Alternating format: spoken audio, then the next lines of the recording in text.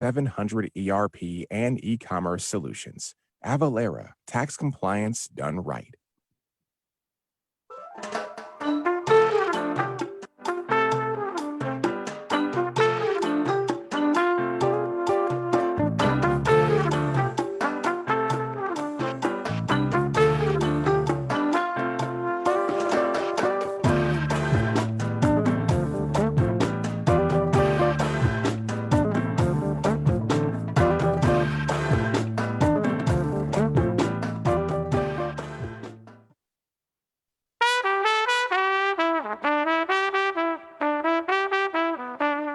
This is Charlotte Talks. I'm Mike Collins. The school year that started last week in North Carolina, it started in many different ways, but in all but a few cases, the start of this year has been different than any other. Some districts have returned students and teachers to their classrooms. Some are holding classes exclusively online, while others are involved in an interesting hybrid, a mixture of online and on-campus classes.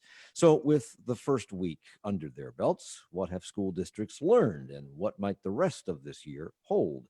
Three adjacent counties are operating under significantly different plans, and we're going to hear from the leaders of all three.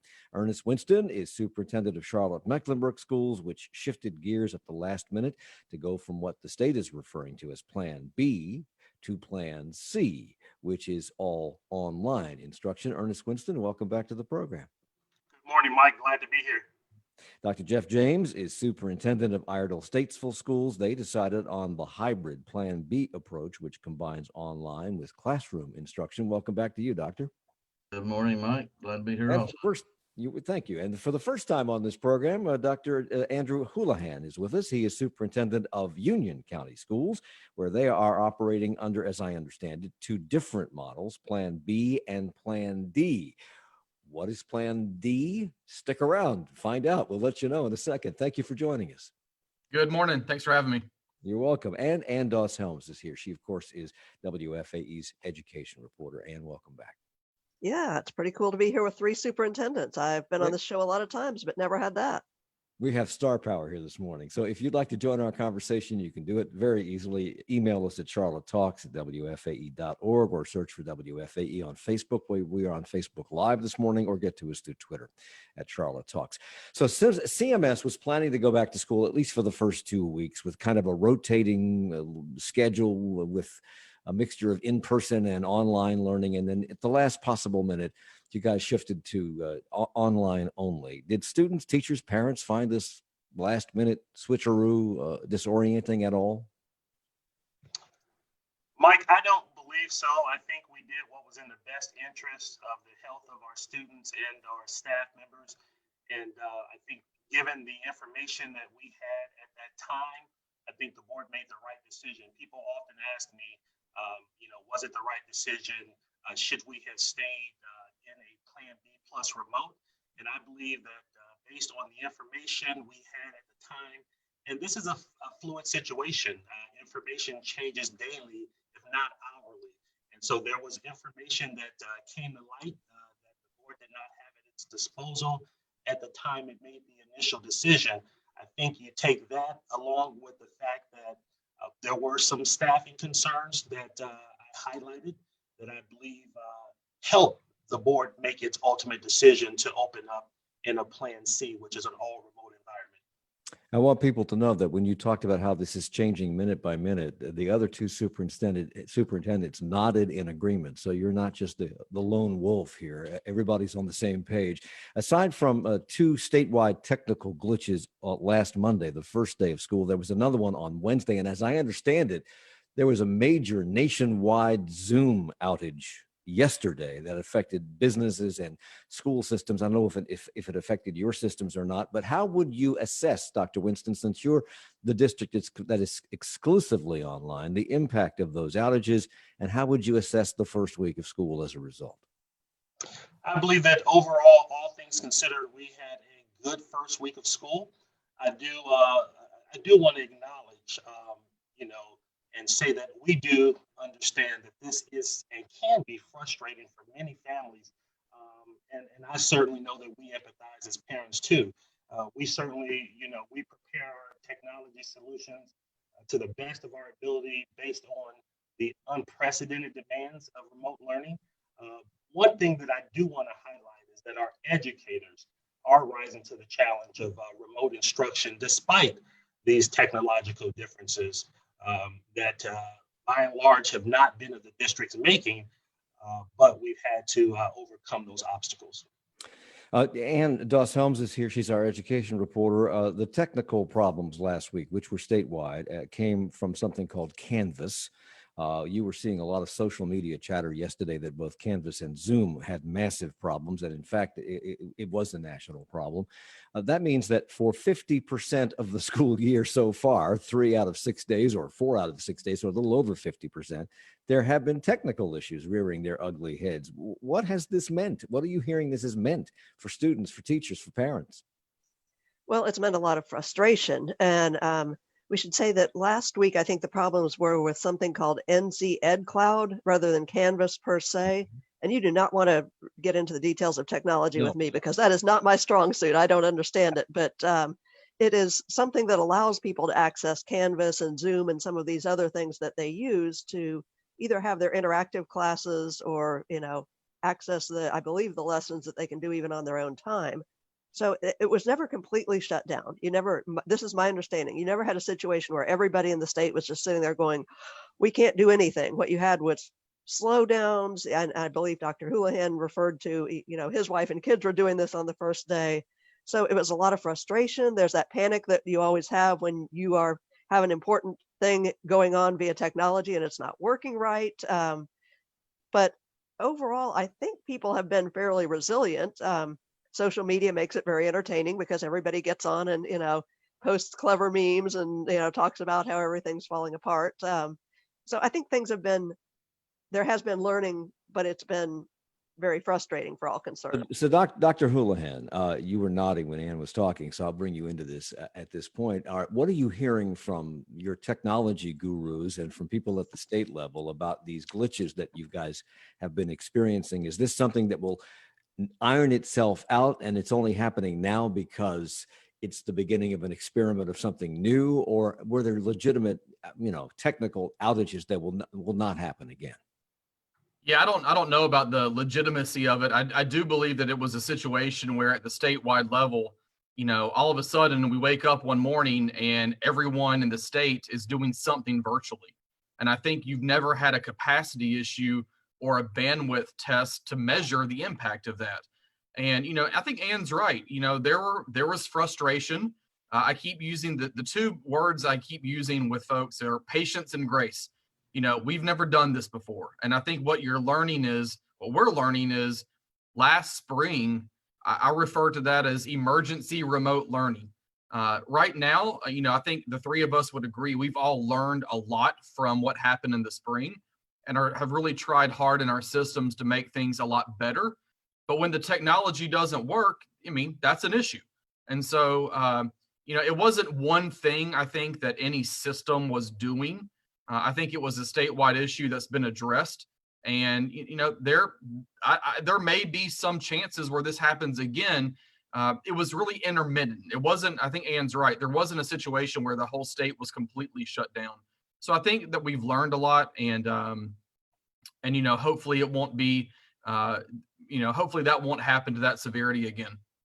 State provided, I think, 3 or 4 roadmaps for going back to school. Plan A was go back to school as normal. Plan B was what the Iredell Statesville schools have decided earlier. It's kind of a blend of online and in-classroom instruction.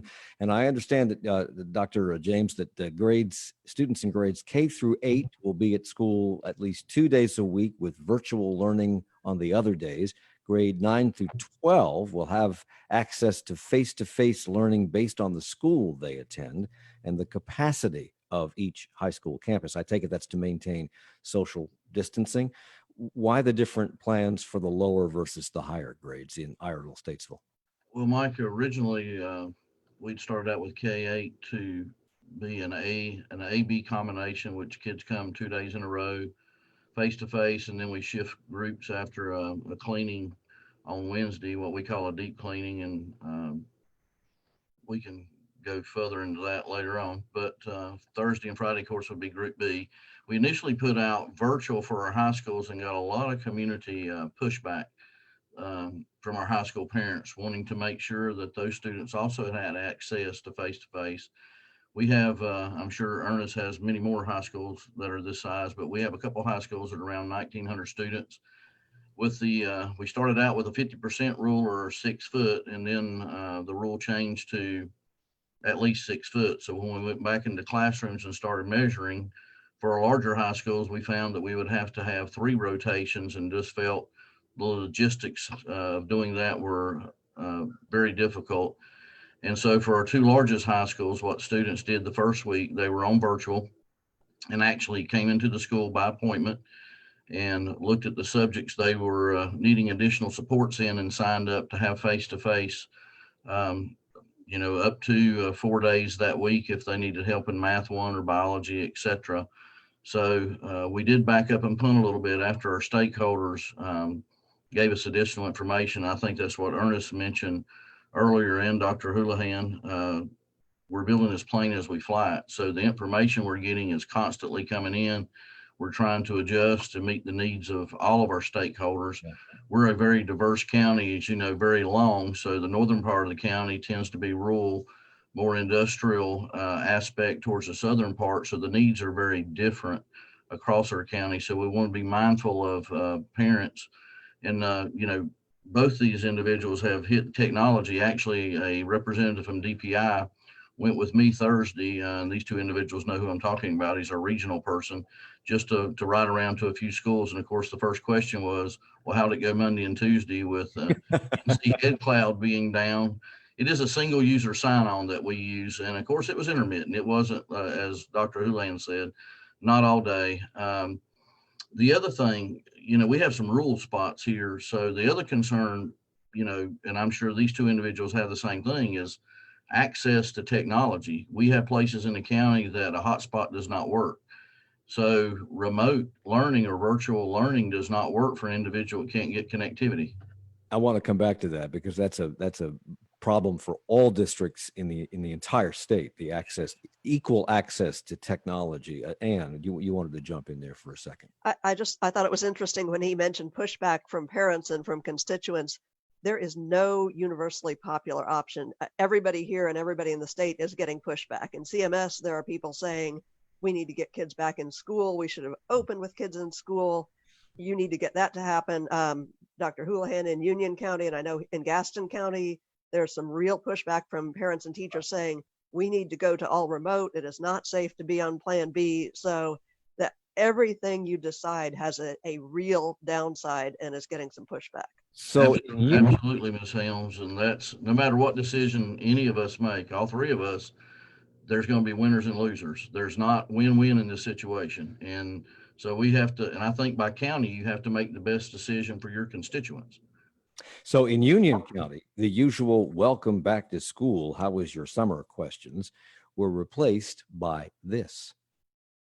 Have you had any of these symptoms? Fevers, chills, shortness of breath or difficulty breathing, new cough, or new loss of taste or smell? Okay. And have you been diagnosed with COVID-19? So as I mentioned in the beginning, Union County schools are offering 2 plans, hybrid Plan B and Plan D. How does I have 40 seconds. How does your Plan B different from what Iredell Statesville is doing, Dr. Houlihan? In a nutshell, we are actually on an A, B, C, D rotation under Plan B. So we have reduced capacity to about 25% as opposed to the 50% rule. And our Plan D is very similar to what you'll see in Iredell Statesville and CMS. It's just our local way of saying that we're providing a virtual option for individuals who want to be all virtual. We're offering a school within a school model that is going to be staffed by your school teachers and complete virtual for parents who want that. So Plan D is essentially what CMS calls their online academy, I take. Correct. We'll talk more about that and other aspects of school in this new world, this new paradigm here when we come back from the break at Charlotte Talks on WFAE. Support for Charlotte Talks comes from WFAE members and Greer Walker, a regional CPA and business advisory firm with roots in Charlotte, committed to helping businesses and nonprofits realize their potential since 1984. Details at greerwalker.com. And from sizzlefish.com, offering sustainably caught, portioned cuts of natural fish and seafood delivered directly to one's home. Full menu options available at sizzlefish.com. Tomorrow on this program, 57 years ago this week, the Civil Rights Movement conducted the March on Washington, where Dr. Martin Luther King made his unforgettable I Have a Dream speech. It was a watershed moment in American history. And as we approach a new 2020 March on Washington, and with the Black Lives Matter movement as backdrop, we hear about the impact that march may have going forward, if any. Tomorrow on this program at 9. It's been described as a national crisis in Canada, and it's gaining more attention in the U.S. More than 2,300 Native American women have gone missing or been killed over the last 4 decades. Most of those cases have never been solved. An invisible crisis in Indian country. That's next time on 1A from WAMU and NPR. That conversation coming up at 10 o'clock on 1A, right after our conversation with Mike Collins on 90.7 WFAE, Charlotte's NPR news source. It's Charlotte Talks on listener-funded 90.7 WFAE and 90.3 WFHE. I'm Mike Collins. We're talking about schools with 3 superintendents of area schools. Ernest Winston is with us from Charlotte-Mecklenburg Schools, Dr. Jeff James, Superintendent of Iredell-Statesville Schools, Dr. Andrew Houlihan, Superintendent of Union County Schools, and Andos Helms is here, our education reporter at WFAE. Since we don't have people here, Ann, from Gaston, Cabarrus, York, and some of the other nearby counties, how is what they're doing different from what these 3 districts are doing? And we don't hear you. Unmute yourself. Sorry about that. I muted on the break. Everybody's doing some variation on either Plan C, which is the all remote. So Cabarrus County is doing that as a CMS, or the Plan B. So for instance, the Gaston County plan, I think, is pretty similar to the ISS plan, except that it's consistent for all grade levels. So you have 2 days on, a day off for cleaning, and then the other half of the kids come for the second 2 days. So everybody's doing this out of caution and safety because of how this virus spreads. Union County, Dr. James, closed water fountains. I understand they lined their floors with markers so that people would understand where the 6-foot parameters are. Have similar measures been taken in Iredell-Statesville schools?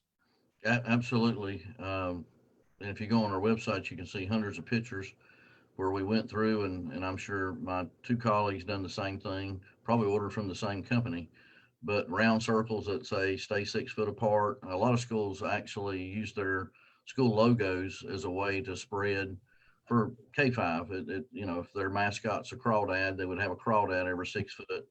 So trying to add a little humor and fun into it and make it exciting. So I did get to go around again with our regional representative from DPI and visit 3 schools. And I will tell you, a lot of smiling faces. The parents, the first day of school, I'm sure these guys done the same thing. We sort of split up schools as central office and try to go to several sites, but got to stand in the car rider line. And I would tell you, when I pulled onto the road of the middle school I was going to, my first thought was, oh my gosh, this is going to be a nightmare. Cars as far as the eye could see to drop off students, but I stood with the teachers. There were seven teachers outside with thermometers. Kids were pulling up. They were checking the individuals in the car, asking the questions, and then allowing them to come out. But probably 80 parents went by, and I don't think I had a single parent not appreciative that we had an option to allow kids to return to school. And let's face it, we need some normalcy back in our lives. All of us have been disrupted by COVID-19, and we're just looking for something to hang our hat on. That was the norm before this. I have one more question about in-class instruction, and then I'm going to bring Ernest Winston back into this conversation because they're completely virtual. So a lot of this doesn't apply to Charlotte-Mecklenburg schools, but to Dr. James and Dr. Houlihan. And let me begin with Dr. Houlihan. What about efforts to keep kids safe on buses in terms of cleaning them between trips or every day, every morning and afternoon sessions, in terms of social distancing on the bus with kids and the driver? and in terms of wearing masks. Dr. Houlihan, what are you doing in Union County? Yeah, so the guidelines are pretty clear that you can only have, I believe it's 24 students on a bus at one time. They alternate seats. They're required to wear a mask. We're on a 3-tiered bus system. So every time we drop off at a location, our bus drivers have cleaning products. They clean the seats. They rub down the handles and those kinds of things. So our ridership has been pretty down so far. In the first week, we're finding that the overwhelming majority of families who are coming to school under Plan B are choosing to drive themselves. And so we're able to really safely, I think, maintain bus operations, keep our bus drivers safe. They're required to wear masks. And then, of course, when they come to school, temperature checks, those kinds of things. So we feel really, really good right now about our safety plan when it comes to bus riders. Dr. James, similar experience, similar protocols? Absolutely, I would second that, and we are seeing more car riders than usual, but same protocols. We're cleaning buses down. I'm sure my two colleagues, we're working hand in hand with the health departments in our counties. So, we've had questions about the chemicals we use, and I'm sure these guys have. So we put out a lot of information to the public. These are all EPA approved and approved through the health department. So making sure, matter of fact, American Airlines, if you'll remember, Mike, last night, released a video showing they have a new cleaner that lasts up to 7 days that's used through electrostatic means. So I've already sent that to my maintenance facility superintendent to look at to see if that's something we could do. So, and Ernest said it earlier, we're learning new things, I think, on the hour.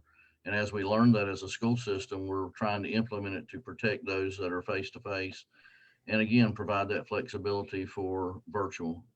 So, Ernest Winter, the Charlotte Agenda reported last week that CMS estimates that 18,000 students could still be without internet access. That's almost, if I've done the math right, and if I haven't, you can send me back to 8th grade.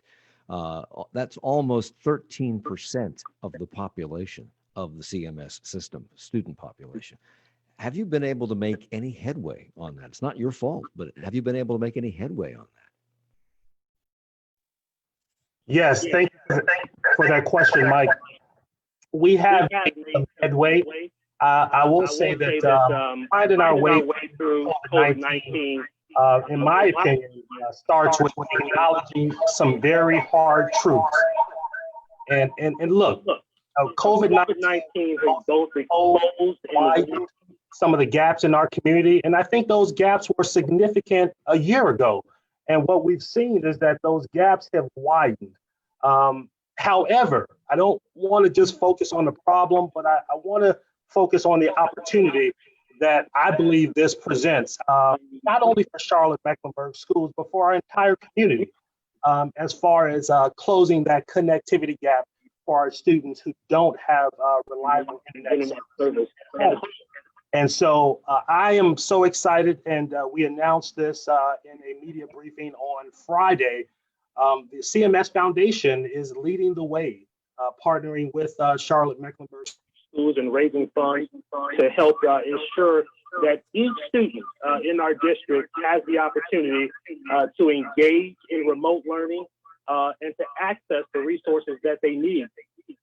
It's important to also say that for students who are unable to log on because they're experiencing a hardship, they will not be deemed for not having internet connectivity.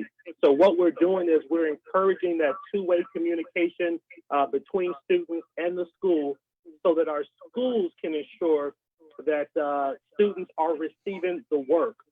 Again, this is obviously a hardship, not of the students making, and so we do not want to penalize them for such.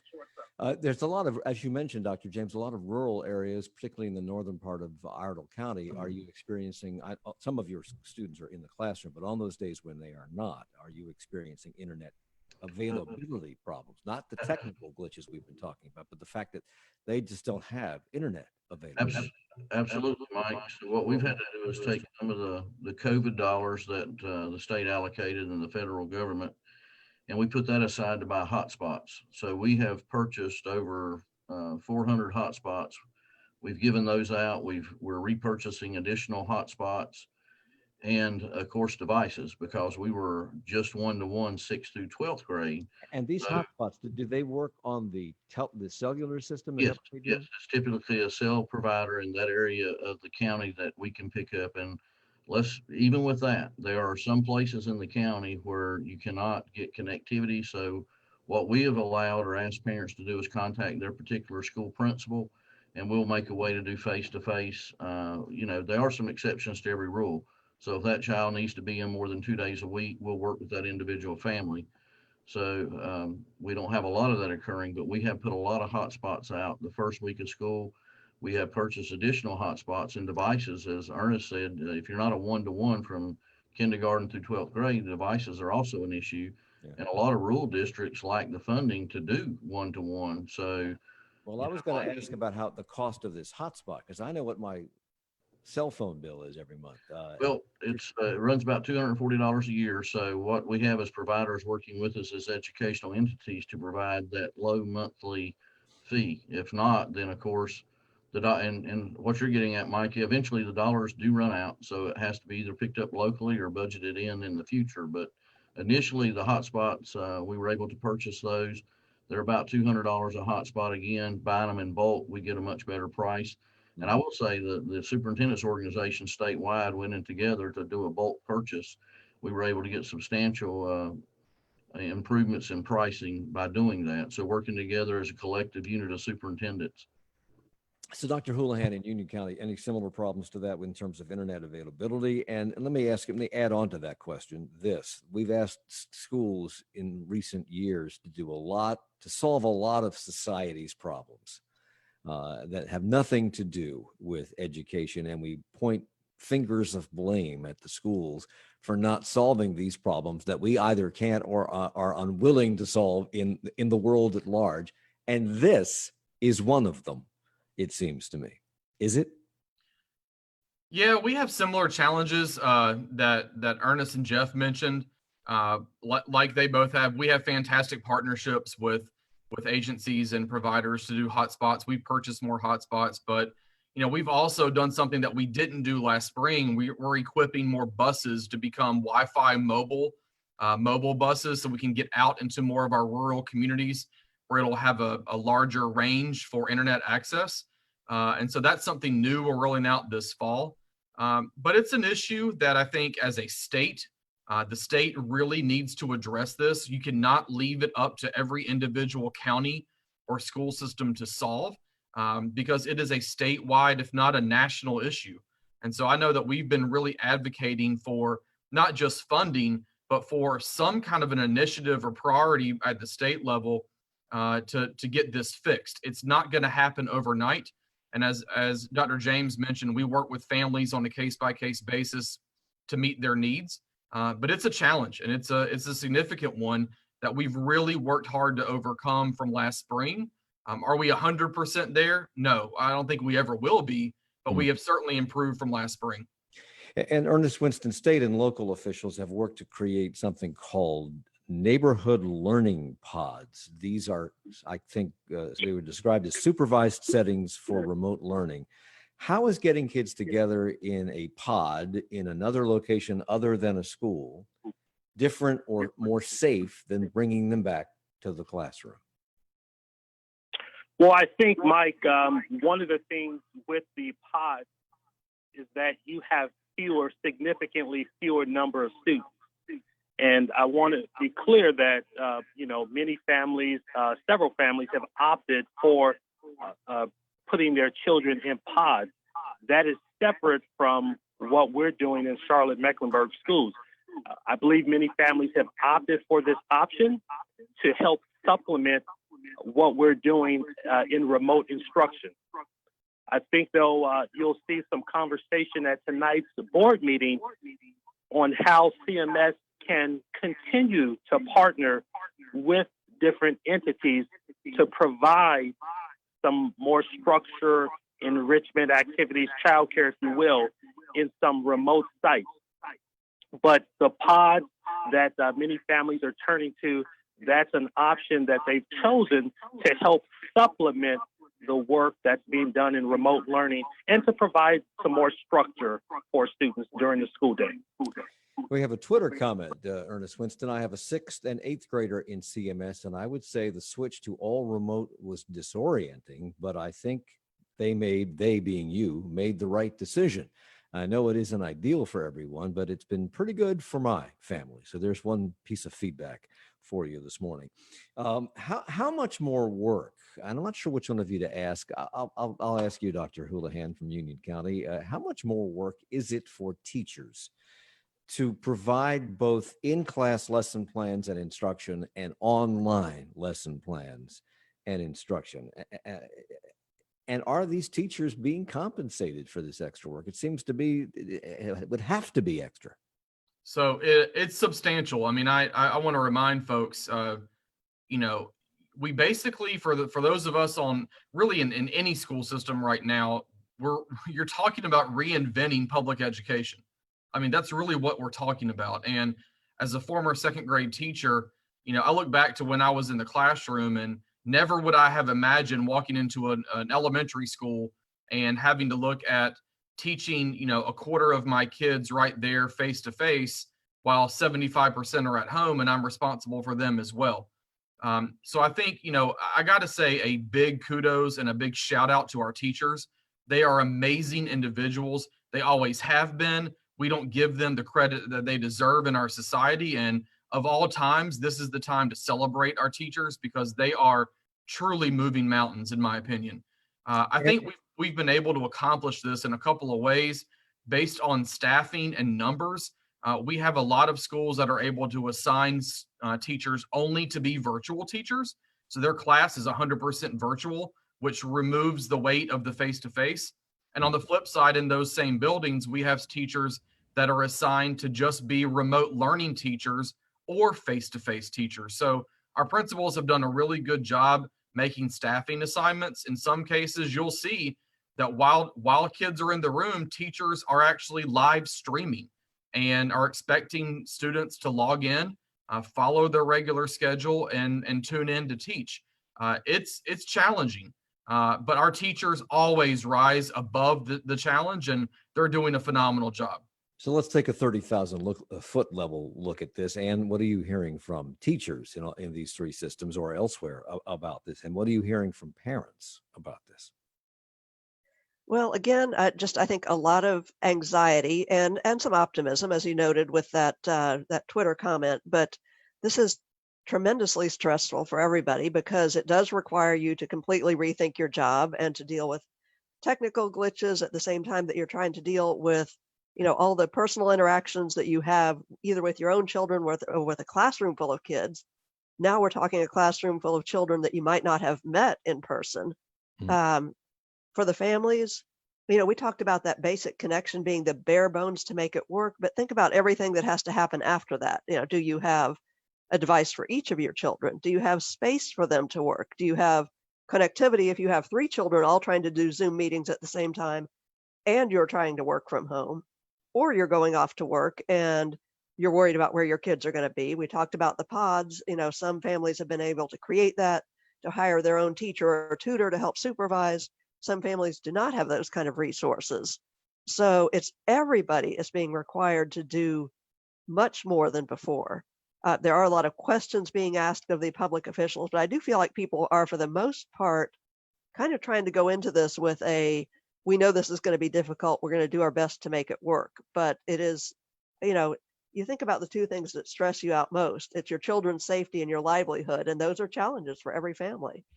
And of course, this brings up questions of success and failure and quality and equality and inequality because of the internet and just students who are in the classroom versus who are not. And we'll talk about that with our 3 superintendents of education in Union County, Iredell, Statesville, and CMS, and Andos Helms from WFAE News in just a moment. It's Charlotte Talks on WFAE.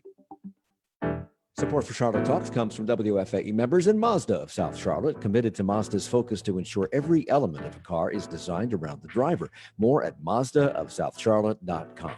And the Fresh Market, proudly serving Charlotte with hundreds of organics, plus curated and local ingredients, grill-ready entrees, and prepared meals. Details at neighborhood stores and thefreshmarket.com. Okay, Sarah Stops Pretty Places was 18 years old when she was found dead in the backyard of a Hardin, Montana home. She was a member of the Crow and Northern Cheyenne tribal communities, and her family wants answers and justice after local law enforcement couldn't determine the cause of her death. In response, President Trump announced the creation of a new task force on missive and murdered Indigenous peoples called Operation Lady Justice. But do commitments from the White House go far enough? What's causing these disappearances and murders, and what can we do about it? That's what they'll be talking about in 20 minutes at 10 on 1A. Hi, I'm Lisa Wharf. In April of 1977, Nina Totenberg made headlines when she reported on secret Supreme Court deliberations concerning the Watergate scandal. This Saturday, she'll join me and the other founding mothers of NPR, Susan Stamberg and Linda Wertheimer, for a candid conversation on their prestigious careers, the state of journalism, behind-the-scenes stories, and more.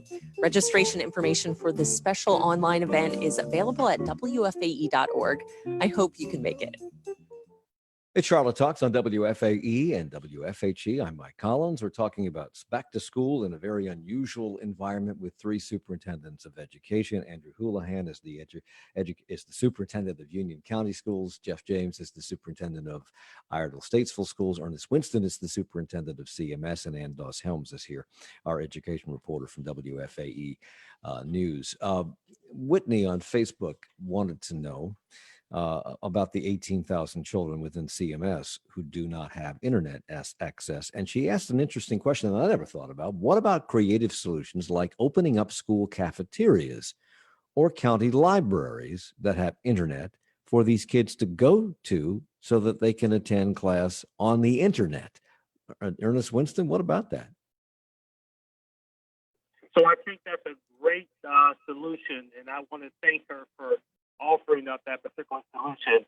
We actually do have some creative ways that we're going to pilot to address on a temporary basis, providing Wi-Fi internet accessibility to our students. And so specifically, beginning tomorrow, we're going to pilot a program at 5 of our school sites where we're extending Wi-Fi access around the building, so that families can come to the building and access Wi-Fi. So that's a pilot program, and if that goes well, then we'll look at extending that particular program. Another effort that we're undertaking in conjunction with this particular pilot is we're going to, and I think I heard Dr. James talk about this earlier, we're going to take several of our school buses, 2 in particular, and take them to several neighborhoods, so that students in those neighborhoods will be able to access internet. And so those are just some of the things that we're doing. But I do appreciate the call and lifting this up as a way to be creative and think outside the box. You know, one of the things that's interesting, and I heard Dr. Houlihan talk about this earlier, is that there is no playbook for this. We're writing the rules as we go.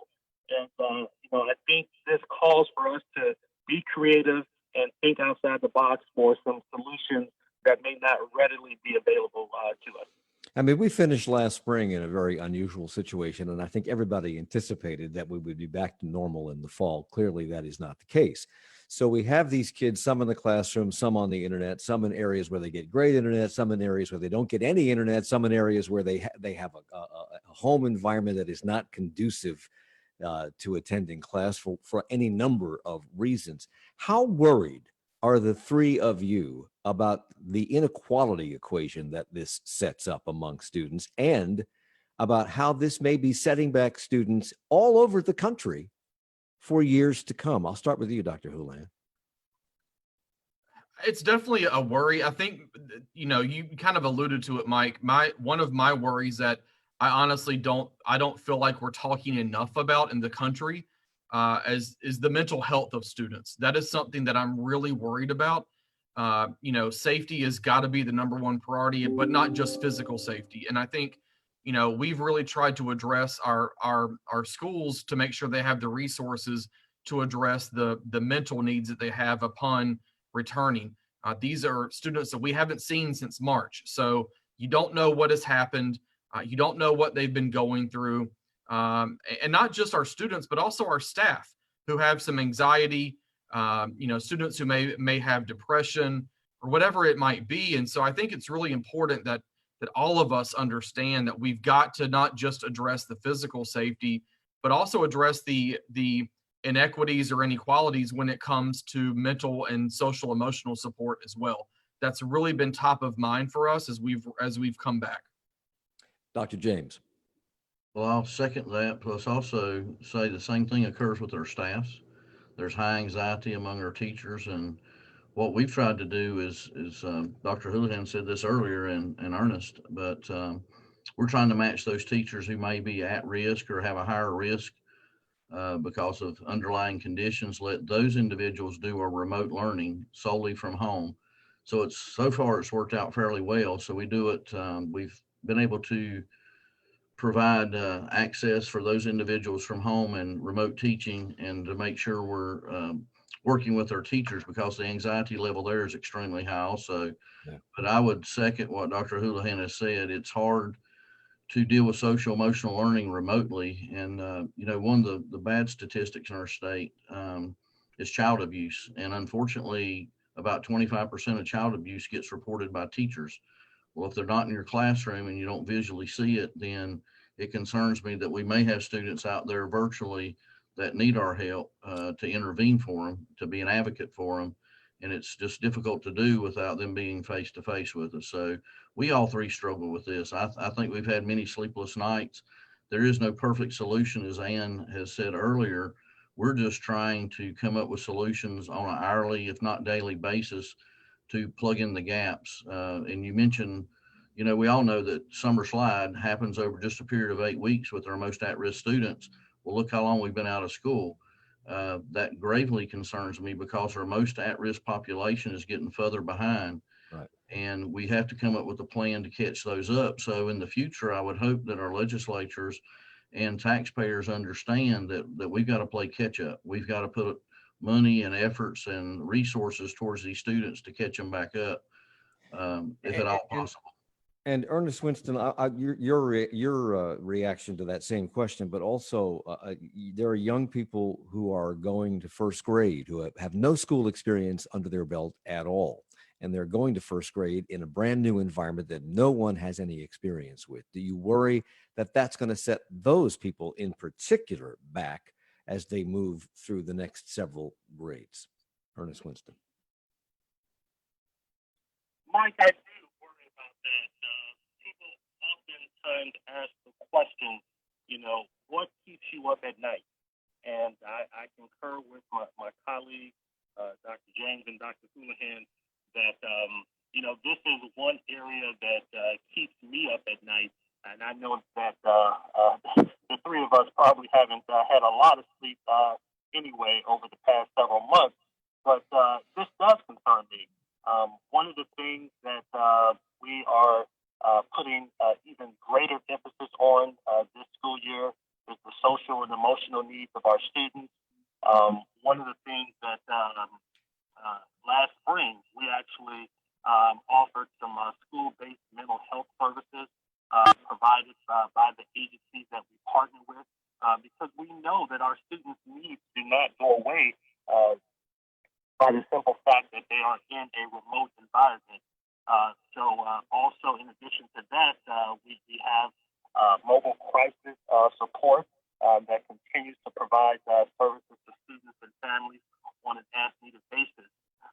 We provided training for our staff around specifically Reconnect for resilience training for staff members throughout the spring and throughout the summer to, again, help them to be able to better meet the needs of our students. And, I do want to just highlight one other thing. We focus a lot on the social and emotional learning of our students and their needs, and rightfully so. But we also must acknowledge that our adults have needs as well, and that we cannot forget about that. So that's something that we're also focusing on, in addition to the needs of our students, but also our adults. I I want to talk, and by adults, I guess you mean the teachers, and I want to come back to that in a second. But Ann, you wanted to jump in here. Go ahead. Yeah, I think it's worth noting that Ernest Winston, in his welcoming address to teachers, talked about not just the inequalities that come about through technology or through income, but through race and racism. And as I'm sure he can tell you, he's gotten very strong reactions to that, some of which that it's a very bad idea to approach it the way he has, and some of which saying, thank God somebody is addressing this and is keeping this alive, because this is something that is essential to. So, somebody talked about reinventing public education. It is, in some ways, it's like turning off your device and turning it back on to see if it works better. So I'm going to be very curious to see how districts, but also the state and the national levels, how we essentially reset public education, because these inequalities did not just come about because of the coronavirus. They've been here, they've been very persistent, they've been difficult to solve. And now things like our standardized testing and accountability has been put on hold. So I'm very interested. I think that is going to be the defining theme for my coverage, is seeing what comes out of this, better and worse, because there are some really bad potentials, but maybe some good ones. So let's talk about the adults in the rooms, and those are the teachers. There have been complaints all over the country from teachers about whatever experience they're having to endure. Some of them are in the classroom teaching a classroom full of kids, and they're worried about their health and those of the children in front of them. Others are in situations like CMS, all online, but they're concerned about being in those rooms, in those buildings with bad ventilation, because these ventilation systems were not designed to treat contagious diseases and expel the air to the outside. They just weren't. And upfitting those schools would be monstrously expensive, if not impossible. The New York Times are reporting rumors around the country, but particularly in Georgia and Florida, of teachers testing positive, but keeping it quiet. In Camden County, Georgia, the district's deputy superintendent wrote a confidential email in which he said staff who test positive are not to notify any other staff members, parents of their students, or any other person, entity that they may have been exposed to. I'm sure that I'm praying to God that is not the policy in any of these three districts, and all of you are saying no, so I'll let it go at that. But in Union County, there have been some problems with some teachers. At a recent rally, some Union County teachers insisted that in-class instruction is just too risky, that teachers had not been heard. Someone hired a hearse at a recent demonstration just as a statement, publicity statement. How do you handle that, Dr. Houlihan? Well, first of all, I want to go back and acknowledge the hard work of our teachers. Yeah, I'm very familiar with what happened a few weekends ago. It's a situation where, as someone said, you're never going to make a decision that is going to be pleasing to everyone. We've done multiple different stakeholder sessions. I have a teacher advisory council that meets with me on a regular basis. We met with them in July to get their feedback on our different plans. That's one teacher representative from every school. So I understand, the idea that, some teachers want to be all virtual. Some parents want to be all virtual. I understand that. But the decisions that we've made that based on what we believe is in the best interest of our kids and of our constituency. We constantly reevaluate things. As both of my colleagues say, we're moving this on a daily basis and really trying to learn from what's working and what's not. But, I hear our teachers. I'm listening. I get feedback every single day by the minute. And I have heard our teachers. And so, I think that's one of a situation where, again, I understand as superintendent, you're never going to please everyone. But the bottom line is, for our teachers who are in our classrooms, they're glad to be here. And I think they feel pretty safe. The protective measures we've put in place have been spot on. So you're about to hear from another person who identifies as one of your teachers. They've emailed us the question, and they say, I don't know whether it's a he or she, why is Dr. Houlihan not addressing concerns of employees? Well, you have been through the program. Maybe they have just joined us, but they say, we don't want kudos. We want answers to our questions. We had 2 protests, board meeting comments, State Association of Educators surveys showing 83% of staff want Plan C, and a petition with over 3,000 signatures What's more, there are 5 campuses in Union County with positive cases and many more on quarantine. What would you say to that person? So the survey they're referencing went out to NCAE members. There were about 400 responses, and they're referring to 83% of that. We surveyed all of our employees of all 5,000. Upwards of 90% said they were ready to come back face to face. So we have data also that we're monitoring and we're looking at. There are a small group of individuals that really want to advocate for Plan C. They can advocate for that, but we've moved forward under Plan B. On the other hand, we have a Twitter comment. I have a 2nd grader in Union County Public Schools, and she is happiest when she is at school. I would love for elementary schools to go to 2 days a week as safely as possible. And Dr. James, you are nodding. Clearly, parents and students and teachers want to be in the classroom where possible. Well, yes, as Dr. Houlihan said, and of course we have some that have concerns, and we're trying to work with those individually and let them do the remote or virtual, as I'm sure Dr. Houlihan is.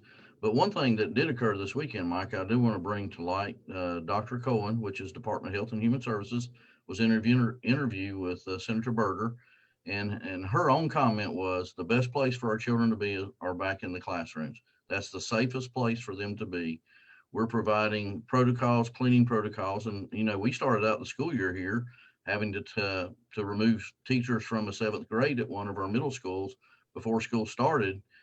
And what we're seeing is COVID is coming from our adults brought into the school, not from kids in the school going to our adults. And so I think we need to rethink this a little bit. And I even said it yesterday in an interview. I have to be cognizant when I'm out in public, the crowds I'm in, making sure I have my mask on, and even at church, not to be in crowds because I could possibly carry that back in as an adult. And that's what we're seeing the most of. So I'm trying to educate my own self to be very cautious because I work around children and other public school employees. So we're trying our best. And as we said it before, what works in one county may not work in another. We've had some teachers come to our board meeting and express concerns we're not listening. But the same way with Dr. Houlihan, our survey was with 1,800 people instead of 300 or 400. And I have to stop you there. You get the last word. Dr. Jeff James, Superintendent of Iredell Statesville Schools, Dr. Andrew Houlihan, Superintendent of Union County Schools, Ernest Winston, Superintendent of Charlotte Mecklenburg Schools, and Doss Helms, our education reporter here at WFAE News. Thank you all for the hour. Charlotte Talks with Mike Collins is a production of 90.7 WFAE. Support for Charlotte Talks comes from Mazda of South Charlotte and Fifth Third Bank. Our executive producer is Wendy Herkey. The senior producer is Aaron Keever. The producer is Chris Miller. Our assistant producer is Jesse Steinmetz. Jennifer